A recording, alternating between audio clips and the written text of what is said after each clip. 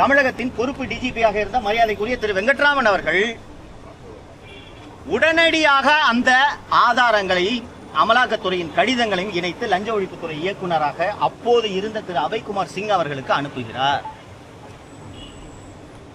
அபய்குமார் சிங் அவர்கள் அப்போது இருந்த அரசியல் சூழலின் காரணமாக எந்த நடவடிக்கையும் எடுக்க முடியவில்லை. இந்த நேரத்தில் இந்த வழக்கில் சிறை செல்ல இருக்கிற எனது அருமை நண்பர் திரு கே நேரு அவர்களுக்கு அமலாக்கத்துறையிடம் என்னதான் ஆதாரங்கள் இருக்கிறது என்பதை எப்படியாவது தெரிந்து கொள்ள வேண்டும் என்று கடும் முனைப்பில் ஈடுபடுகிறார். ஆனால் லஞ்ச ஒழிப்பு துறையிலிருந்து ஒரு காகிதம் கசியாதுங்க. இன்னைக்கு வரைக்கும் அப்படிதான், நேற்று வரைக்கும் அப்படித்தான் இருந்தது. அவரால் அது என்ன ஆதாரங்கள் என்பதை தெரிந்து கொள்ள முடியவில்லை.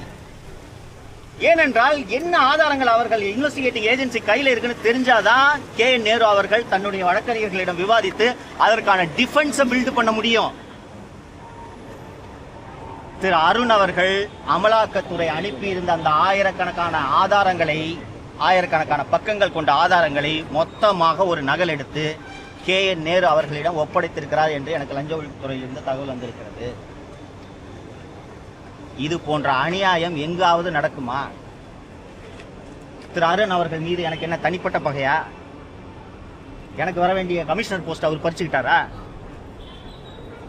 ஆனால் இவர் தவறான நபர், இவரை இங்கே நியமிக்காதீர்கள், நீங்கள் நியமித்த தவறு திருத்திக் கொள்ளுங்கள் என்று நான் ஏற்கனவே ஒரு முறை வெளிப்படையாக மக்கள் மன்றத்திலே முதல்வர் அவர்களுக்கு கோரிக்கை வைத்தேன். இன்னமும் அருண் அவர்கள் அந்த பதவியிலே தொடர்கிறார். நேற்று நீங்கள் எல்லாம் பார்த்திருக்கிறீர்கள், பத்திரப்பதிவு அலுவலகங்களே அருண் அதிரடி சோதனைக்கு உத்தரவிட்டார். லட்சக்கணக்கில் பணம் கைப்பற்றப்பட்டது என்று. நண்பர்களே, ஒரு விஷயத்தை புரிந்து கொள்ளுங்கள். கொஞ்சம் ஆஃப் பண்ணுங்க. நண்பர்களே, ஒரு விஷயத்தை புரிந்து கொள்ளுங்கள். நான் லஞ்ச ஒழிப்புத்துறையிலே பணியில் சேர்ந்தது 1991ஆம் ஆண்டு. லஞ்ச ஒழிப்புத்துறையோட வேலையை இந்த மாதிரி சர்ப்ரைஸ் செக் பண்ணுறது தான். சப் ரிஜிஸ்டர் ஆஃபீஸ் மட்டும் இல்லை, ஆர்டிஓ ஆஃபீஸ் போவோம், தாலுகா ஆஃபீஸ் நான் போயிருக்கிறேன். விருகம்பாக்கம் சப் ரிஜிஸ்டருக்கு நான் போயிருக்கிறேன். ஆர்டிஓ ஆஃபீஸு இது அந்த மாதிரி பணப்புழக்கம் அதிகம், லஞ்சம் அதிகம் புழங்கக்கூடிய அலுவலகங்களுக்கு செல்வது என்பது அதுதான் பணி.